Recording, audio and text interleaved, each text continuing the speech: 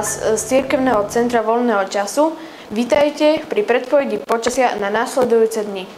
Vo štvrtok očakávame na celom území Slovenska prevažne jasno.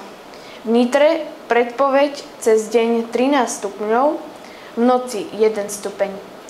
V piatok bude počasie veľmi podobné. Jedinou zmenou bude zatmenie slnka.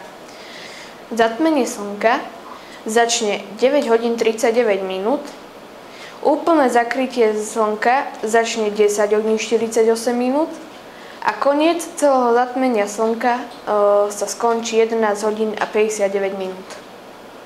Takže toto bolo dane všetko. Želáme vám pekný zvyšok dňa a s pozdravom Cirkevné centrum voľného času.